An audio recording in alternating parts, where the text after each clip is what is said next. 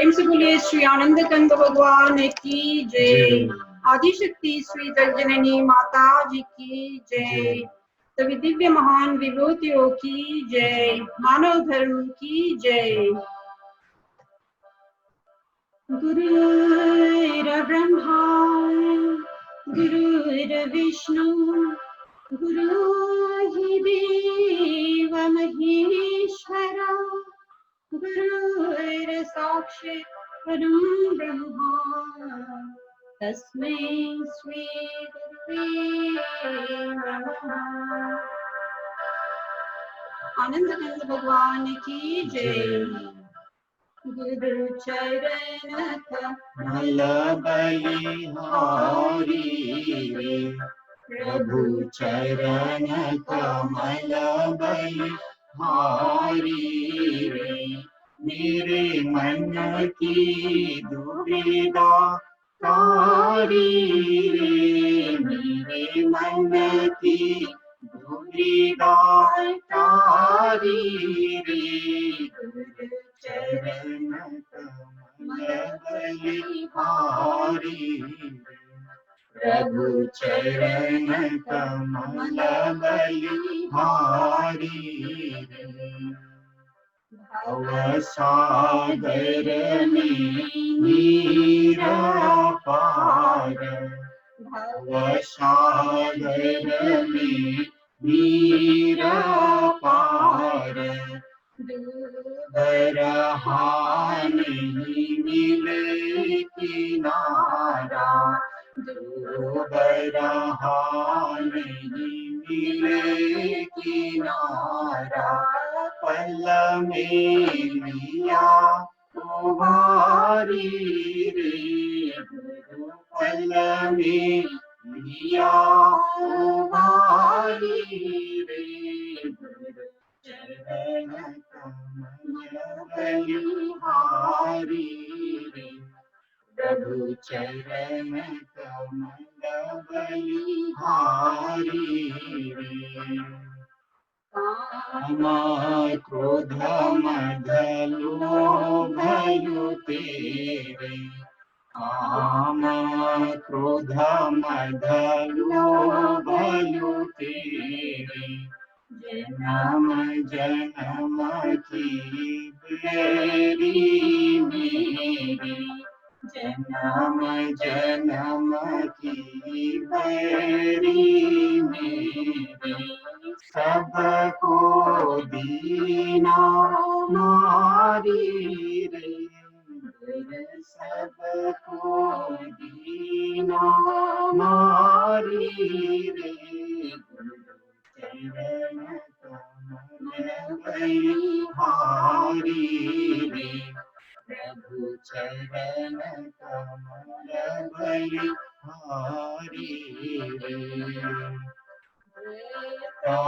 भव सब दूर कराया देता भव सब दूर कराया पूर्ण ब्रह्मा एक दर्शाया पूर्ण ब्रह्मा एक दर्शाया घट घट ज्योतनि हारी रे घट घट ज्योतनि हारी रे चरण कमल बलिहारी रे प्रभु चरण कमल बलिहारी रे युगत गुरु देव बताए युग युगत गुरु देव बताए ब्रह्मानंद शांति मनाए ब्रह्मानंद शांति मनाए मानुष्य देह भारी रे गुरु मानुष देह सुधारी रे गुरु चरण कमल बलि हारी रे प्रभु चरण कमल बलिहारी मेरे मन की दुविधा हारी रे मेरे मन की दुविधा हारी रे गुरु चरण कमल बलिहारी रे सद्गुरु चरण कमल बलिहारी रे। प्रेम से बोलिए श्री आनंद कंद भगवान की जय। प्रेम से बोलिए आनंद कंद भगवान की जय।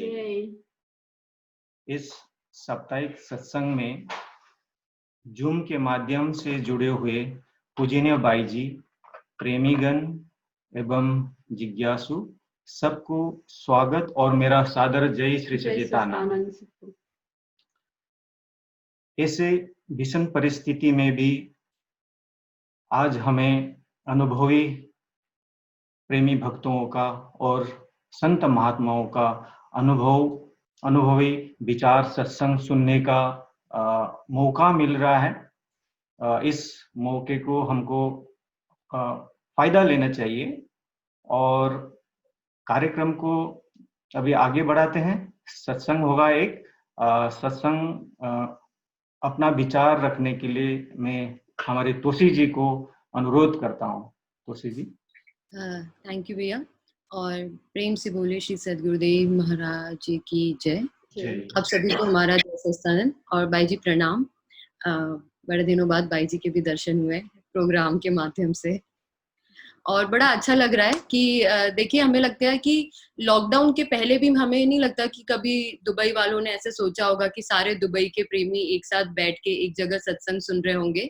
भले ही क्योंकि हम इतना ज्यादा अपनी लाइफ में ना बिजी होते हैं, कोई काम से बिजी है, बच्चे स्कूल में बिजी है, तो पॉसिबल नहीं होता है कि हर कोई साथ में आके और बैठ के और सत्संग का लाभ ले। क्योंकि अभी हम वीडियोस में देख रहे थे तो कई लोगों की फैमिलीज साथ में बैठी हुई है, तो हमें लगता है कि देखिए ये बड़ा ही एक सुंदर अवसर गुरु महाराज जी ने हम सबके जीवन में दिया है ना। तो हमें एक बात याद आई इसको देख के कि हम थोड़े दिन पहले ना हमारे दरबार की एक किताब है रामायण सार, है ना, जो महात्मा सत्यानंद जी ने लिखी थी। तो क्योंकि पहले हमने भी कभी जो हमारे दरबार के जो ये है पुस्तक जो है और जो हमारा इतना लिटरेचर है उसको हमने पहले कभी इतना स्टडी नहीं किया, लेकिन हमने किसी से सुना था कि महात्मा जी ने रामायण सार तब लिखी जब उन्होंने खुद ने रामायण का अध्ययन किया।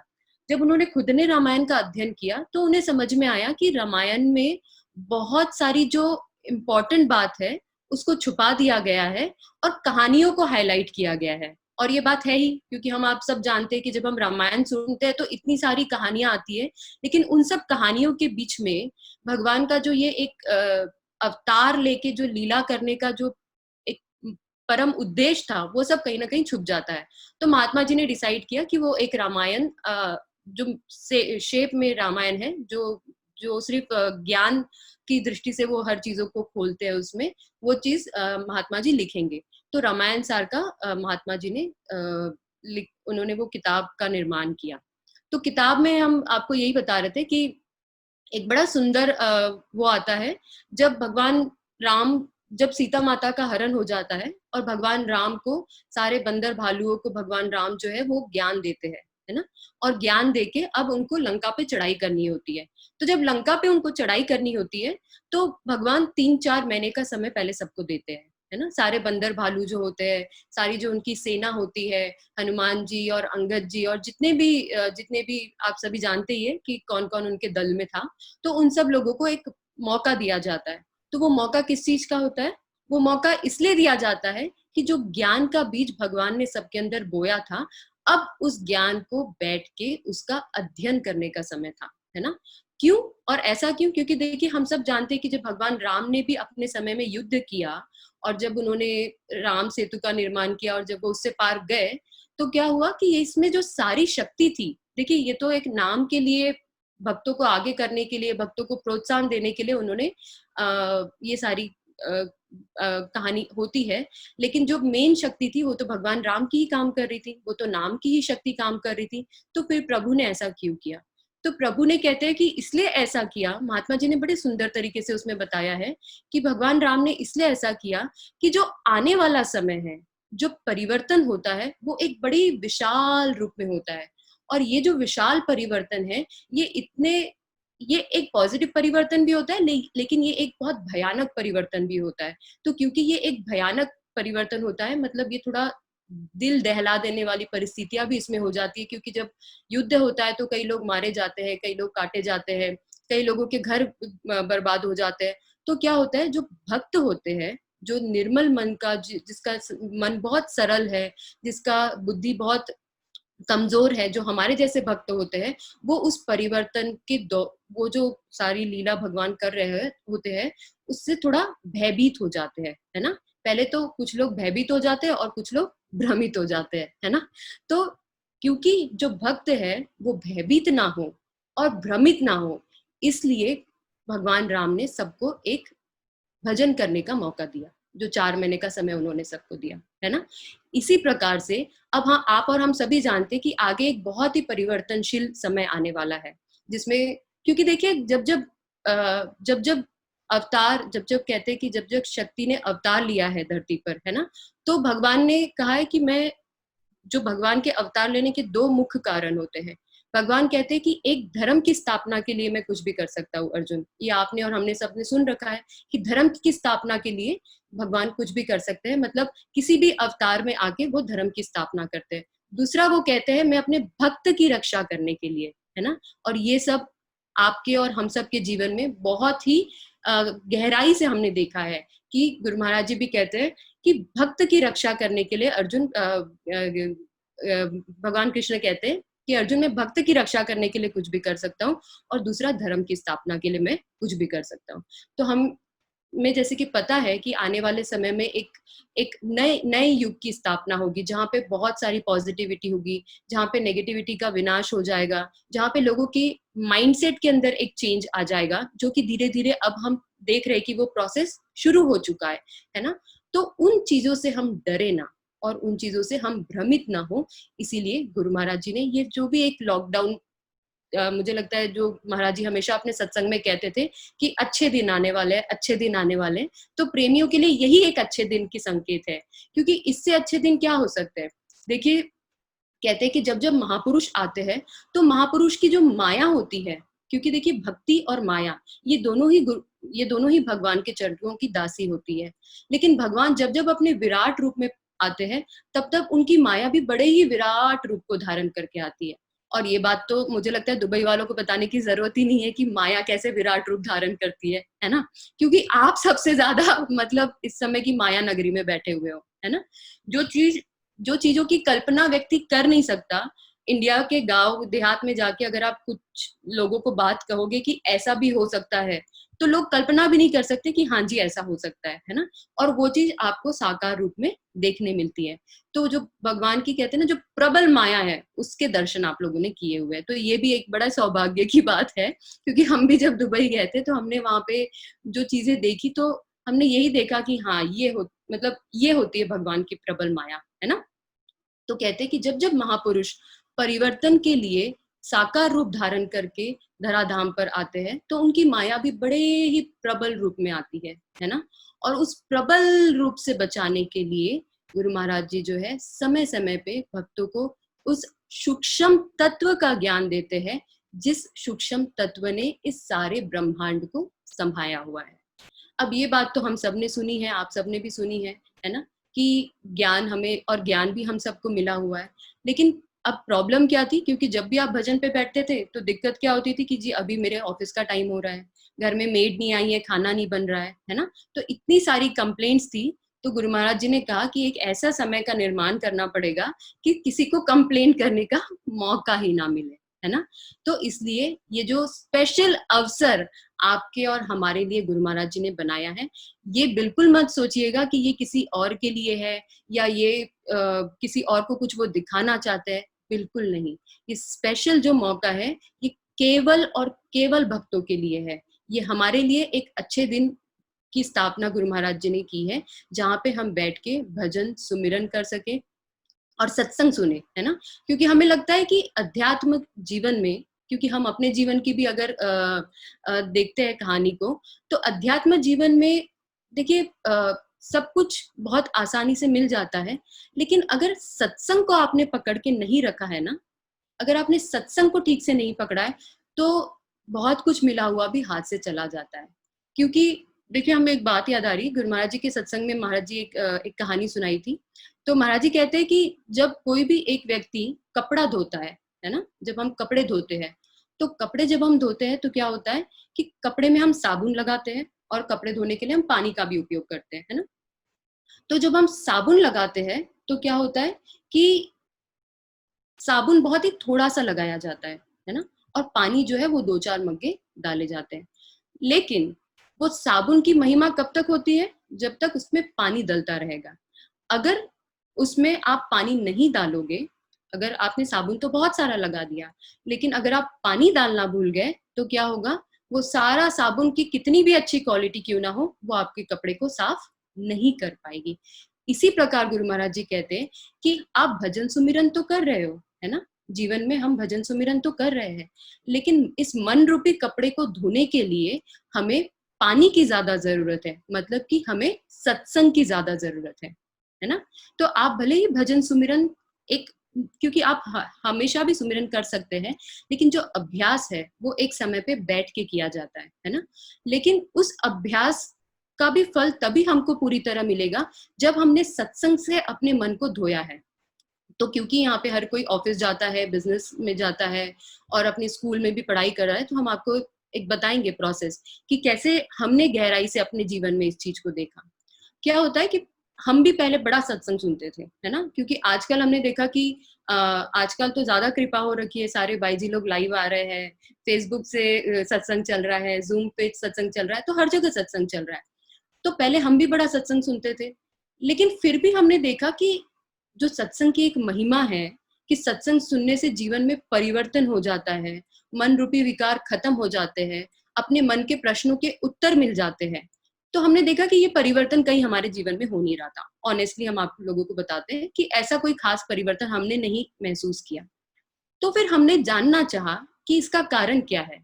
जब सत्संग की इतनी महिमा है, जब गुरु महाराज जी इतना सत्संग में सुना रहे हैं, जब श्रद्धे जी इतना सत्संग में सुना रहे हैं, तो फिर वही सत्संग जो औरों के जीवन को छू रहा है, वो मेरे जीवन में परिवर्तन क्यों नहीं ला रहा है ना। ये हमारा एक बड़ा जेन्युइन क्वेश्चन था। बाद में हमें पता चला कि सत्संग की महिमा तो जरूर है, लेकिन प्रॉब्लम क्या है? प्रॉब्लम है हमारे सत्संग सुनने के तरीके में।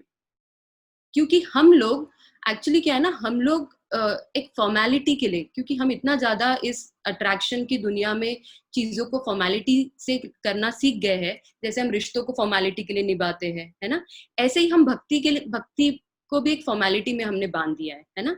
तो क्योंकि कहा गया है कि सत्संग सुनना चाहिए, तो हम क्या करते हैं, हम एक रूटीन बनाते हैं। हमारा रूटीन कैसे होता है कि हमें घर से ऑफिस ट्रैवल करना है, तो मुझे पता है कि उसके बीच में मेरे पास आधा घंटा है, तो हम कहते हैं कि चलो इस टाइम को यूटिलाइज कर लेते हैं। लेकिन उस समय, जिस समय आप सत्संग सुनने को अपना समय डेडिकेट कर रहे हैं, अगर आप गौर से देखेंगे तो आपका जो पूरा ध्यान है वो सत्संग में है ही नहीं, है ना। क्योंकि आप ट्रैवल कर रहे हैं, आप कई लोगों को देख रहे हैं, आप ऑफिस जा रहे हैं, आप ऑफिस के बारे में सोच रहे हैं, आप किसी जगह पे पहुंचना चाहते हैं, आप उनके बारे में सोच रहे हैं, किसी के साथ कोई कॉन्वर्जेशन मोबाइल पे चल रहा है, आप उसको मैसेज का रिप्लाई कर रहे हैं। तो इसमें क्या हो रहा है कि आपका 100% कॉन्सेंट्रेशन है ही नहीं जब आप सत्संग सुन रहे हो। ऐसे ही माताएं बहनों को हमने कई बार देखा है, क्योंकि आस्था में सुबह सत्संग आता है, तो हमने अपनी मम्मी को भी देखा है कई सालों तक कि दिन में एक समय फिक्स है सत्संग सुनने का। वो कौन सा? जो सुबह आस्था पे सत्संग आता है। लेकिन सत्संग कैसे सुनेंगे? घर में कोई आ गया तो उनको चाय भी देनी है, सुबह का टाइम है तो झाड़ू भी मारनी है, बच्चों का टिफिन भी बनाना है, और ये सब करते करते सत्संग सुनना है। तब हमें लगा कि ये प्रोसेस में कहीं ना कहीं गलती है। तो सत्संग का प्रभाव जरूर होता है, लेकिन सत्संग का प्रभाव आपको जीवन में तब देखने मिलेगा जब आप संसार के सारे काम छोड़ के, है ना, सारी चीजों को छोड़ के आधा घंटा ही सुनिए, पर आप सत्संग को, गुरु महाराज जी के सत्संग या श्रद्धे जी के सत्संग को आप स्क्रीन पे लगाइए, क्योंकि आजकल सबके पास मोबाइल है और हम लोग मोबाइल से यूट्यूब एक्सेस कर सकते हैं। तो आप सत्संग को स्क्रीन पे लगाइए और आप आसन में बैठ के, है ना, आसन में बैठ के सत्संग को सुनिए। तो जब हम आसन में बैठ के मन शांत करके एकाग्र चित्त से जब सत्संग को सुनेंगे, तो जितनी भी महिमा हमने वेदों में, पुराणों में, सत्संग में भी सत्संग की सुन रखी है, वो हमें देखने मिलेगा कि जीवन में परिवर्तन कैसे शुरू होता है ना। तो अब क्या हुआ कि जब हमने इस चीज को जाना और इस चीज को करने की ठानी, तब हम सुबह उठ के सत्संग सुनते थे, लेकिन हमें पता चला कि सत्संग सुनने का जो असली समय है वो कब होना चाहिए।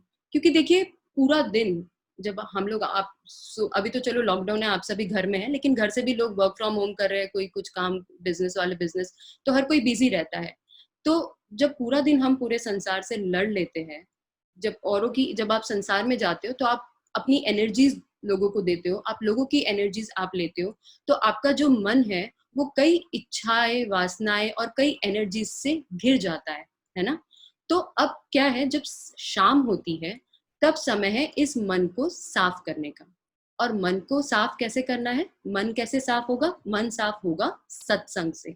तो शाम के समय आरती के बाद, क्योंकि आरती में क्या होता है, जो इधर उधर आपका मन बिखरा हुआ है वो धीरे धीरे केंद्रित होने लग जाता है। और फिर उस केंद्रित मन से आप अगर आधा घंटा भी आसन में बैठ के अगर आप सत्संग सुन लेंगे, तो क्या परिवर्तन होगा। तो सबसे ज्यादा बहुत बड़ा परिवर्तन नहीं होगा, लेकिन जो सबसे सुंदर परिवर्तन आप अपने जीवन में महसूस करेंगे वो ये है कि आपका मन अब शांत होने लगेगा।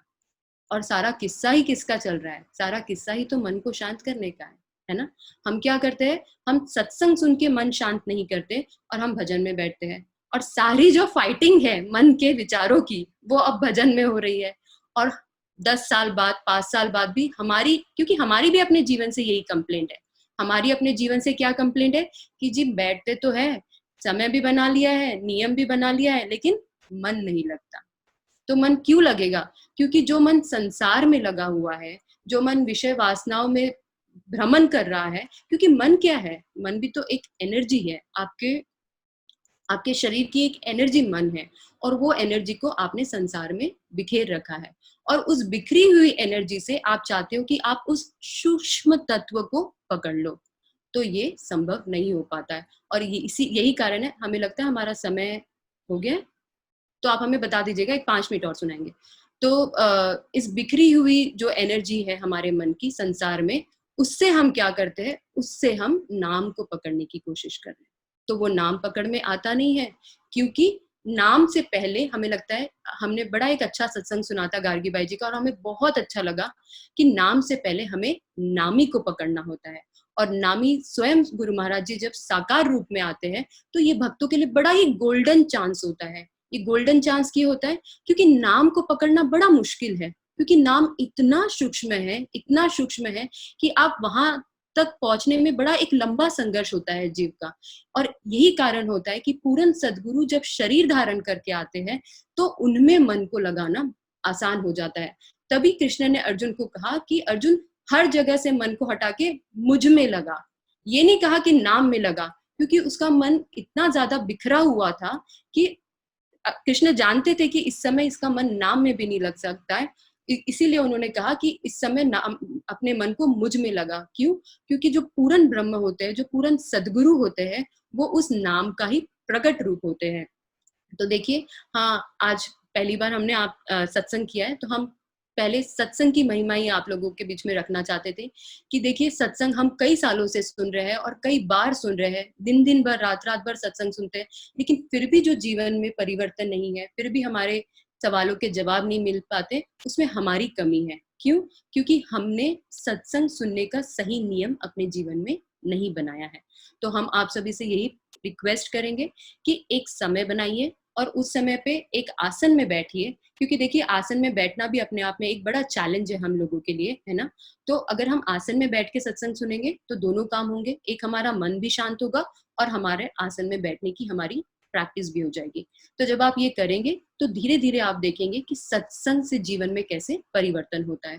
और फिर जब अगली बार अगर कभी हमें आपके बीच में सत्संग करने का मौका मिला तो फिर हम आपको सुनाना चाहेंगे कि जो गुरु महाराज जी का साकार स्वरूप होता है उसकी क्या महिमा होती है, और हम क्यों इतने भाग्यशाली हैं जो ऐसे समय में जहाँ पे गुरु महाराज जी स्वयं साकार रूप में आए हैं और हम भी प्रेमी भक्तों को एक मौका दिया गया है, तो हमें उनके साकार स्वरूप का कैसे ध्यान करना चाहिए और अपना जो आध्यात्मिक हमारी जो सफर है, आध्यात्मिक जो हमारी जर्नी है, उसमें हम कैसे आगे बढ़े। तो बस इन्हीं बातों के साथ हम अपने विचारों को समाप्त करेंगे और फिर कभी आप लोगों के बीच में सत्संग करने का मौका है तो फिर हम ज्वाइन करेंगे। Thank you so much. प्रेम से बोलिए श्री सद्गुरुदेव महाराज की जय। आनंद गंध भगवान की जय। तुलसी जी को अपना अति सुंदर अनुभव हमारे समक्ष रखने के लिए बहुत बहुत धन्यवाद। अभी आगे एक भजन होगा हमारे राखी बहन जी से। राखी बहन। प्रेम से बोलिए श्री सद्गुरुदेव महाराज की जय। जय। सभी को मेरा सादर जय श्री सदानंद। जय श्री सदानंद।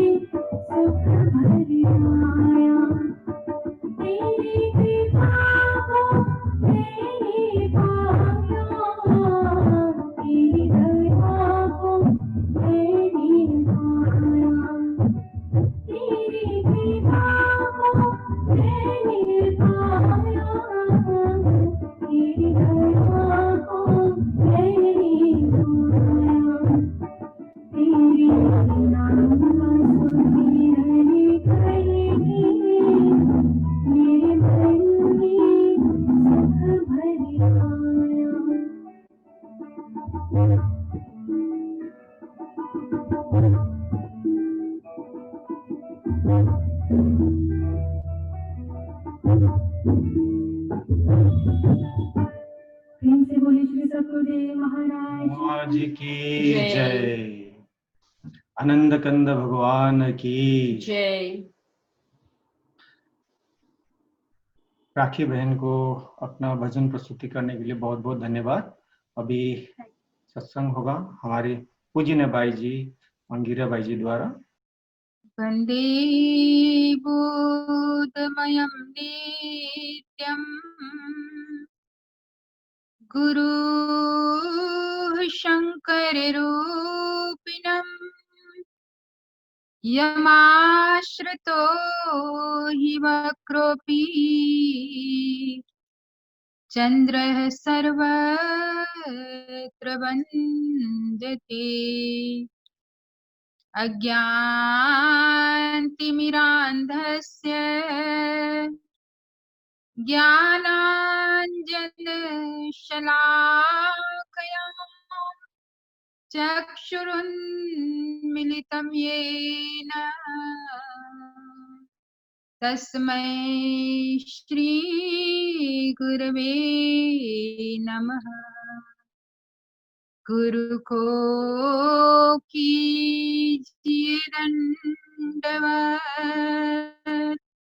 कोटि कोटि प्रणाम। कीट न जाने भृंग को, गुरु कर ले आप समान। गुरु कर ले आप समान।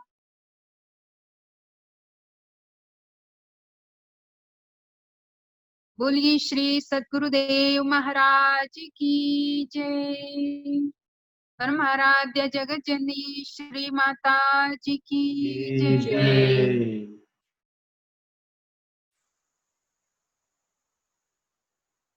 प्रेमी सज्जनों, आदरणीय माताओं तथा बहनों, इस जूम के माध्यम से जुड़े हुए सभी प्रेमी भक्त और जिज्ञासुगण को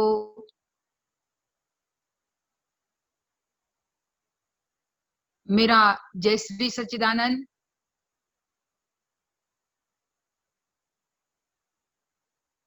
बहुत भाग्य की बात है कि हमें इस तरह से प्रेमी भक्तों के अनुभव को सुनने का सुअवसर प्राप्त होता है। अपने ही घर में बैठे बैठे पहले तो ये सुना जाता था कि लोगों को सत्संग और कथा कीर्तन सुनने के लिए ऋषियों के आश्रमों में, जंगलों में पैदल चल चल के जाना पड़ता था। पर आज भले ऐसी विकट परिस्थिति है, पर ये कलयुग का एक अलग सा ही विशेष समय श्री गुरु महाराज जी के द्वारा हम सभी लोगों को प्राप्त हुआ है कि हमें घर बैठे सत्संग का लाभ प्राप्त होता है। जैसे अभी तोशी के द्वारा सुना कि सत्संग तो बहुत बार सुना, पर जब तक मन सत्संग में नहीं जुड़ता, क्यों बार बार हमें इस बात को कहा जाता है, सत्संग में संत महात्मा इस बात को कहते हैं कि मन दिया कहीं और हो, तन साधन के संग, कहे कबीर कोरी गजी कैसे लागे रंग। मन तो चारों दिशाओं में भटक रहा है और शरीर से हम सत्संग में बैठ भी जाते हैं, चाहे आश्रम में जाए, चाहे मंदिरों में जाए, चाहे गुरु महाराज जी के बड़े बड़े प्रोग्राम में जाए, शरीर से तो वहां है हम, शरीर से बैठ गए पर मन नहीं बैठा। असल में तो बिठाना मन को ही है। अगर मन बैठ गया तो बात समझने में जरा सी भी देर नहीं लगेगी। तभी कहा समझो तो बात जरा सी, अगर समझ लो तो ये बहुत जरा सी बात है। पर समझ में तभी आता है जब मन हमारा पूरी तरह से सत्संग में केंद्रित है। और जब सत्संग में मन लग जाता है तो हमें सही रास्ता क्या है उससे अपनी अंतरात्मा से ही प्रेरणा के द्वारा एक आंसर मिलता है। और जब खुद का, अपनी आत्मा का आंसर होता है, वो कभी गलत नहीं होता। और लोग हमें कितना ही सुनाए, अपने अनुभव सुनाए या कितनी चीजें सुनाए, उसमें हो सकता है हमारा पूरी तरह से विश्वास न हो सकता है उसमें कभी कभी हम भ्रम करने लग जाए, कभी कभी हम उस पर क्वेश्चन करने लग जाए। पर जब हमारी अपनी खुद की आत्मा हमें जवाब देने लगे, खुद की आत्मा से हमें सही उत्तर मिल जाए, तो वहां फिर और कोई विटनेस की जरूरत नहीं पड़ती। क्योंकि कहा है कि हमारी आत्मा सबसे बड़ी हमारी जज है, उसका जजमेंट जो होता है वो परफेक्ट जजमेंट होता है।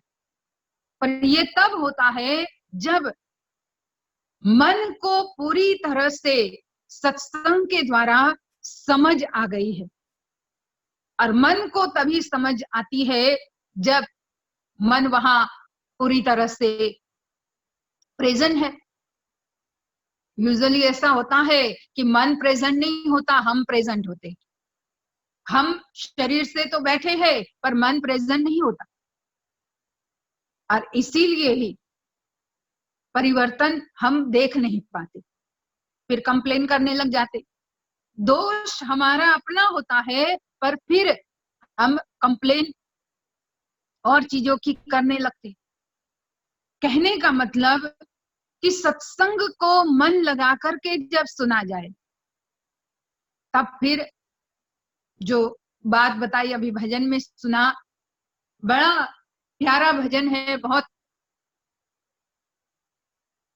मेरा पसंदीदा भजन है। तेरे नाम का सुमिरन करके मेरे मन में सुख भराया। इतना अच्छा लगता है जब गाते हैं प्रेमी लोग, यहाँ भी कितने प्रेमी लोग गाते हैं, तो ऐसा लगता है कि जैसे अंदर डूब जाते हैं हम, कि जब श्री गुरु महाराज जी के उस नाम का सुमिरन किया जाए, और वहां भी मन लगना जरूरी है, वहां भी पूरा मन लगाना है। मन लगाएंगे 100% हमारा मन नाम के सुमिरन में स्थिर होगा, तब कहते तेरी कृपा को मैंने पाया, तेरी दया को मैंने पाया।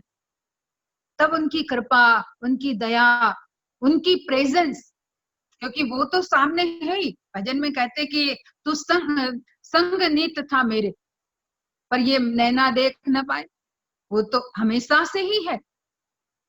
जैसे बताया आगे कि नाम और नामी, उसमें कोई फर्क नहीं है। नामी हमारे हमेशा अंग संग रहते हैं, लेकिन नामी को पहचानने के लिए, नामी की प्रेजेंस को महसूस करने के लिए नाम में पूरी तरह से मन लगना चाहिए। और जब मन लगता है, क्योंकि सद्गुरु जो होते हैं वो सच्चे वैद्य है, सच्चे फिजिशियन, सच्चे डॉक्टर सद्गुरु ही है। तुलसीदास जी महाराज इस बारे में बहुत सुंदर वर्णन करते हैं रामायण में। और कागभूसुंडी जी गरुड़ जी को इस बात को बताते हैं, क्योंकि गरुड़ जी भी ब्रह्म से घिरे हुए थे। सोचो जरा, भगवान के साथ साथ रहने वाले, प्रभु का अपना वाहन गरुड़ जी, उनके भी मन में जब ब्रह्म ने दस्तक दी, जब डाउट ने दस्तक दी, तो उनके मन से उस भ्रम को निकालने के लिए भगवान शिव ने उन्हें कागभूसुंडी जी के पास भेजा। क्योंकि पहली बात तो जो कौवा होता है वो पक्षियों में सबसे निम्न माना जाता है, और जो गरुड़ होता है वो पक्षियों में सबसे उच्च माना जाता है। तो वहीं पर उसका आधा अहंकार, आधा अभिमान वहीं पे टूट जाए। और दूसरी बात, पक्षी की भाषा अच्छी तरह से समझ ले। भगवान शंकर ने तो यही तर्क दिया पार्वती जी को कि मैंने इसीलिए भेजा कि खग जाने खग की भाषा, कि पक्षी की भाषा जल्दी समझ जाए। और उस समय कहते कि जब गरुड़ जी वहां गए और गरुड़ जी ने जब प्रभु के साकार रूप की, प्रभु के उस दिव्य स्वरूप की कथा कागभूसुंडी जी के द्वारा सुनी, और तब कागभूसुंडी जी अपने पिछले जन्मों के अनेक ऐसे कर्म थे जिनकी वजह से उनको कौवे की योनि मिली थी, और उन्होंने बहुत ऐसी बातें भगवान के बारे में बताई और कहा कि हे गरुड़, जब परमात्मा उनकी शरण में, आप कैसी भी स्थिति में हो, अगर पूरी तरह से उनकी शरण में चले जाओ और उनकी शरणागत होकर के मन वचन कर्म से उनके हो जाओ, तो ऐसे भक्तों पर वो इतने जल्दी प्रसन्न हो जाते हैं। और ऐसे भक्तों की अगर कुछ कमियां भी है तो वो उससे नजरअंदाज करते हैं। वो अपने खुद का एग्जाम्पल देते हुए समझाने लगे कि मुझे ही देखो, मैं तो एक कौवा था, पर मेरे पर कितना अनुग्रह किया परमात्मा ने। भगवान राम ने कहते कि उनकी निष्ठा को देख करके भगवान इतने प्रसन्न हो जाते हैं। भगवान कहते हैं कागभुसुंडी कागभुसुंडी मांग वर,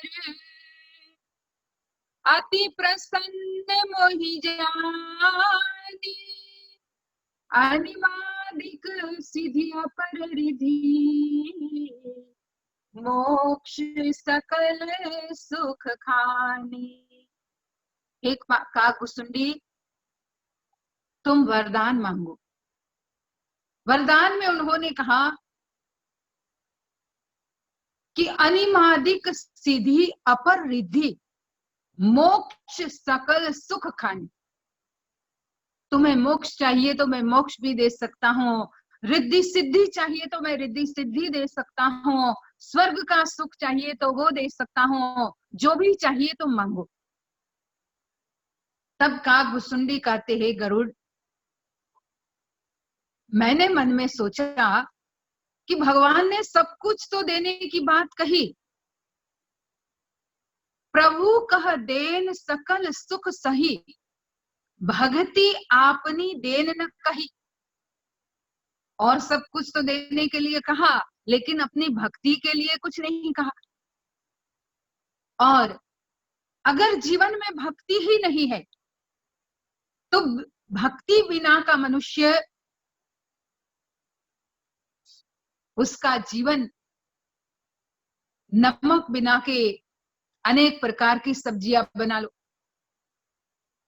10-12 प्रकार की अलग अलग सब्जी हमने बनाए, पर एक में भी नमक नहीं डाला, नून नहीं डाला, तो वो सब्जी में कोई स्वाद नहीं होता। जैसे बहुत सारी मिठाइयां बनाई, पर मिठाइयां बनाई, चाहे खीर बनाई, हलवा बनाया, बर्फी बनाई, पर किसी में भी शुगर नहीं डाली, तो उसका कोई स्वाद नहीं लगता है। हमारे ज्ञानी कहते इसी तरह से कागभुसुंडी जी ने भी मन में सोचा कि भक्तिहीन नर सोहई कैसे, लवण बिना बहु व्यंजन जैसे। भक्तिहीन नर सोहई कैसे, बिनु जल बारिद होई जैसे। कि जैसे बादल तो है, पर पानी बिना का बादल, उसकी कोई सुंदरता नहीं होती। बिना नमक की सब्जी, उसका कोई स्वाद नहीं होता।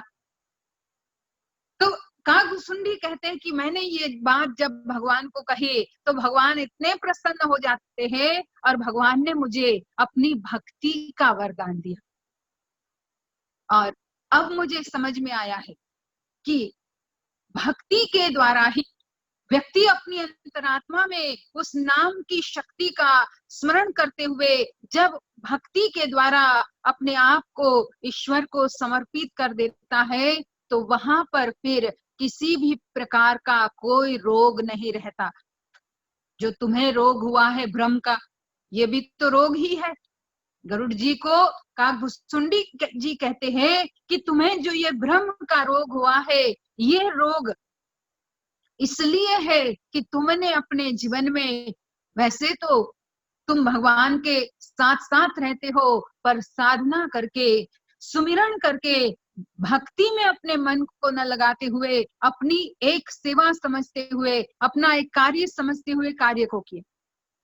खाली कार्य समझते हुए कोई चीज को किया जाए तो उसमें उतना अटैचमेंट नहीं रहता, पर उसी कार्य को, उसी कर्म को अगर सेवा के रूप में किया जाए तो वहां अपनापन आ जाता है, क्योंकि सेवा उसी की जाती है जो हमारे अपने होते हैं।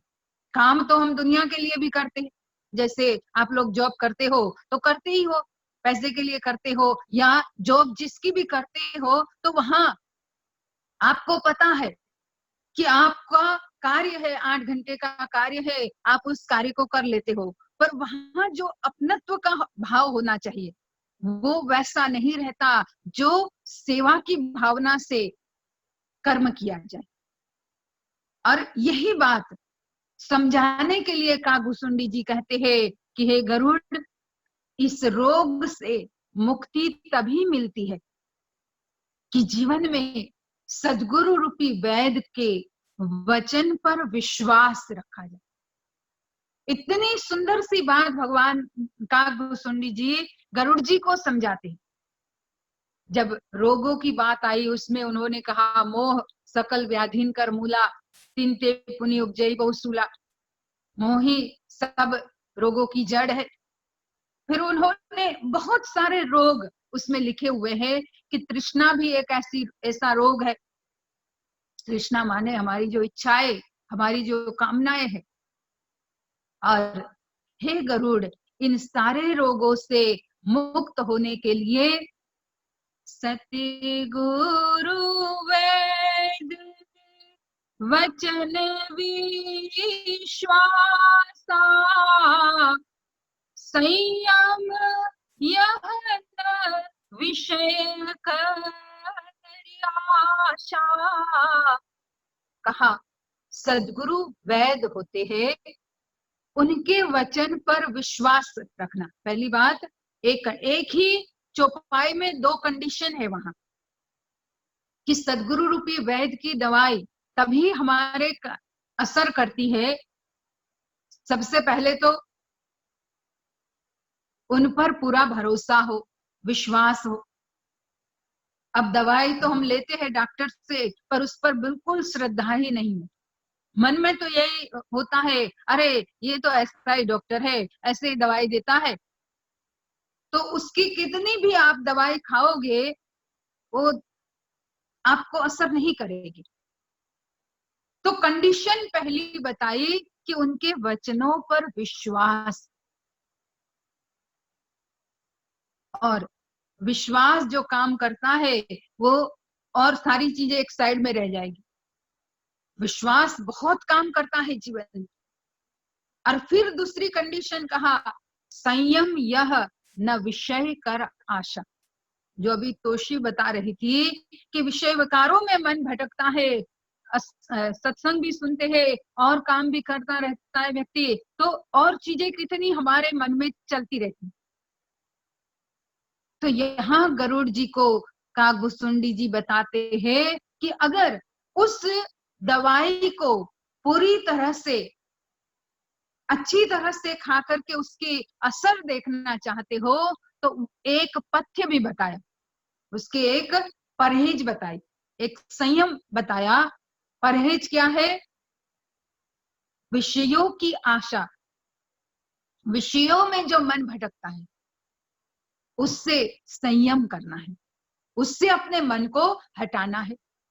अब विषयों की आशा इतनी रहती है हमारे, तो इधर बैठे हुए कितनी बार तो हम देखते हैं प्रेमी लोगों को सत्संग में बैठे हुए हैं, सिर भी अच्छे से हिला रहे हैं, जैसे ऐसे लगता है कि पूरा वही सुन रहा है, पर उसके दिमाग में तो और चीजें ही चलती रहती।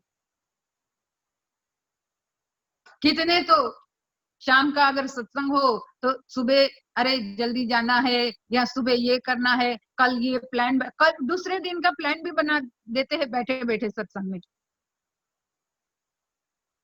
तो वहां पर कैसे हम परिवर्तन देख पाएंगे, कैसे हमारे अपने में हम चेंज देख पाएंगे? क्योंकि आप खाली बैठे हुए ही हो, सिर भी हिला रहे हो, सिर भी हिलाते, इतनी अच्छी तरह से सिर हिलाते हैं तो हम तो गदगद हो जाते हैं कि कितने अच्छे से सुन रहे हैं। पर वही व्यक्ति को जब पूछते हैं, सुना, कुछ समझ में नहीं आया, ऐसे बोलते, तब लगता है अरे खाली सिर हिला रहा था, बाकी मन वहां था नहीं। तो ज्ञानी कहते हैं कि ये संयम बताया कि विषयों की आशा से अपने मन को साइड करो, अपने मन को हटाओ। ये विषयों की आशा ही है जो हमें दुखी करती है, हमारे मन को स्थिर नहीं होने देती। तो हमें अपने जीवन में इन कहानियों से, इन छोटी छोटी जो बातें हमारे धर्म ग्रंथों में लिखी हुई है, उनसे ये सीख लेनी है, शिक्षा ग्रहण करनी है कि भले हम थोड़ी देर बैठे, चाहे सत्संग भी थोड़ी देर सुने, कोई जरूरी नहीं कि पूरे दिन भर सत्संग सुनो, थोड़ी देर सुनो, पर वो एक आधा घंटे का सत्संग या 10 मिनट का सत्संग पूरी तरह से आपके अंदर बैठ जाना चाहिए। और वो 10 मिनट का सत्संग इतना परिवर्तन लाता है, उस पे जब आप फिर चिंतन करते हो, ये भी जरूरी है कि 10 मिनट सुना, फिर उस पर चिंतन करो आप, उसको आप, और जब चिंतन करते रहोगे, जैसे गाय भैंस पूरे दिन चारा चरती है, फिर शाम को बैठ करके जुगाली करती है, शाम को बैठ करके वो उसे चबाती है, इसी तरह हमें भी उस 10 मिनट के सत्संग को फिर पूरी तरह से चबाना है। और चबाओगे, जब गाय भैंस चबाती है तभी तो उसके मुंह से लार निकलती है, रस निकलता है, तभी आपको उसका असल रस समझ में आएगा और तब जीवन में परिवर्तन आएगा।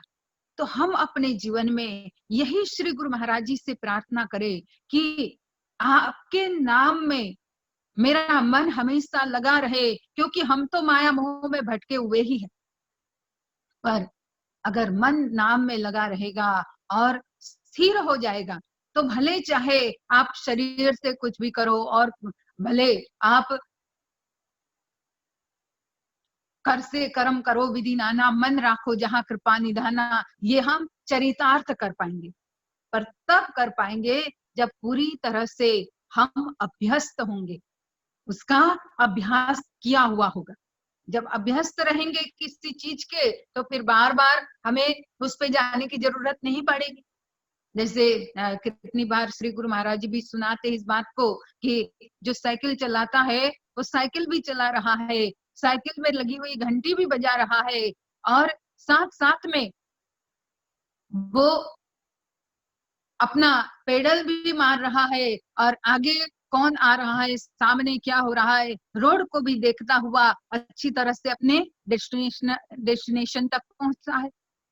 तो ज्ञानी कहते हैं कि अभ्यास अगर जीवन में हो, मन को एकाग्र कर लेने का, तो फिर ये मन गुरु महाराज जी की प्रेजेंस को, उनकी कृपा को, उनकी दया को महसूस कर पाएगा।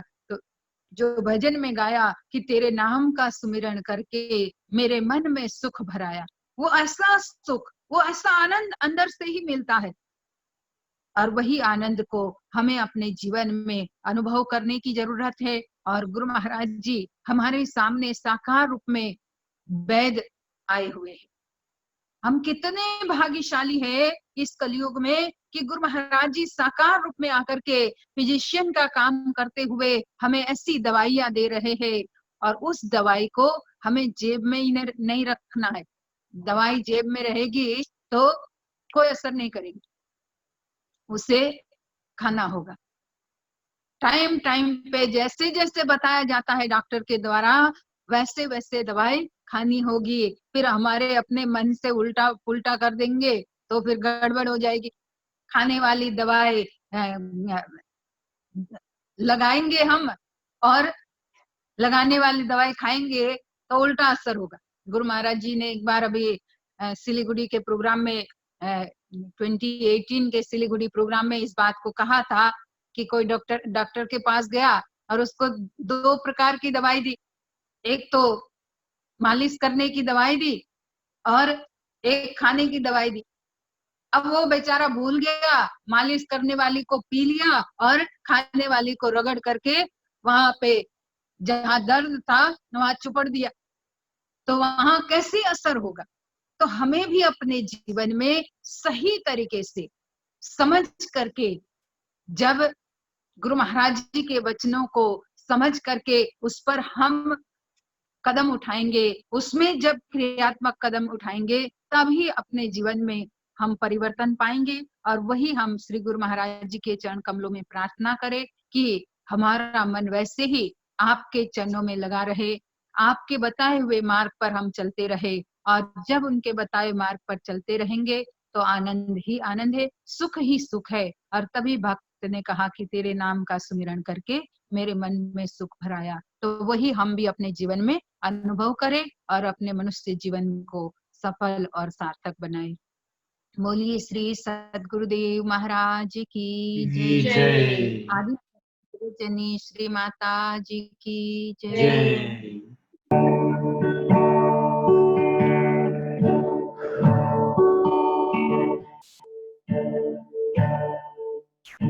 भक्तों के हो भाग्य विधाता,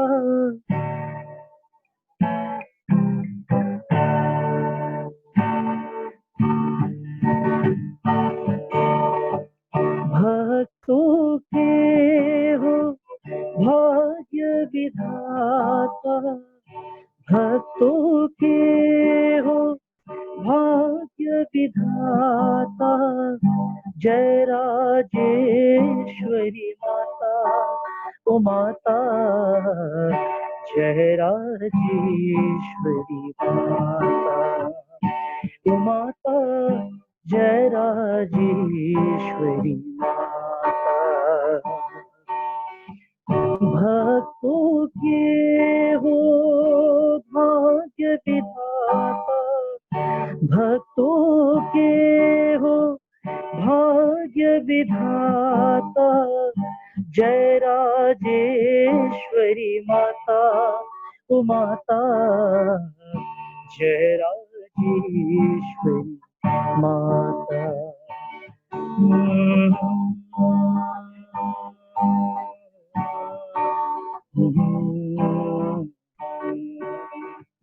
कर दे प्रकाशित जीवन पथ पर तेरे कृपा की मोती, ओ माँ तेरे कृपा की मोती,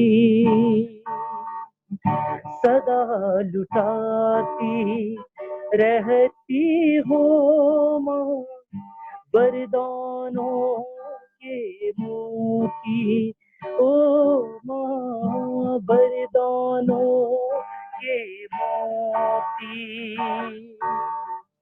तेज प्रकाशिनी शक्ति स्वरूपा, तेज प्रकाशिनी शक्ति स्वरूपा, तुम हो मुक्ति दाता, ओ माता जय राजेश्वरी माता, ओ माता जय राजेश्वरी माता।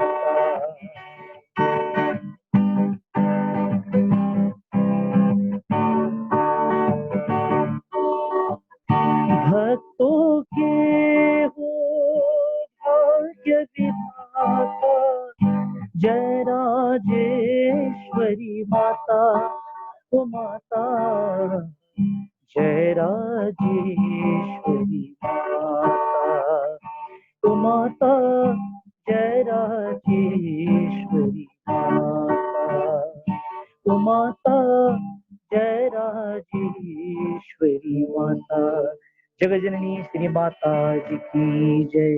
Thank you very much. त्वमेव माता च पिता त्वमेव, त्वमेव बन्धुश्च सखा त्वमेव, त्वमेव विद्या द्रविणं त्वमेव, त्वमेव सर्वं मम देव देव, त्वमेव सर्वं मम देव देव, त्वमेव सर्वं गुरुदेव देव। भक्तिदान मुझे दीजिए गुरुदेव लिखे, और नहीं कुछ चाहिए निश्चलिन चरणन से, बार बार वर मांग हूँ हर्ष देहु श्री रंग, पद सरोज पायनी भक्ति सदा सत्संग। आज भी आपका आसरा प्रभु कल भी आपकी आश, घड़ी घड़ी आशरा, शरण पड़ा मैदास। मैं अपराधी जन्म तेरे नखशिख भरा अधिकार, तुम दाता दुख भंजना, मेरी करो संभाल। हे मेरे नाथ, हे मेरे नाथ, मेरे आप अपनी सुधामय, सर्वसमर्थ, सर्वसमर्थ, पतित पावनी, अहेतु की कृपा से हृदय में मानव मात्र के हृदय में विश्व बंधुत्व एवं विश्व शांति की उदार भावना को जागृत करे, जिससे हुए सुख दुख के बंधन से मुक्त होकर आपके पवित्र प्रेम का आस्वादन कर कृतकृत हो जाए, प्रभु धन्य धन्य हो जाए। महाराज की जय।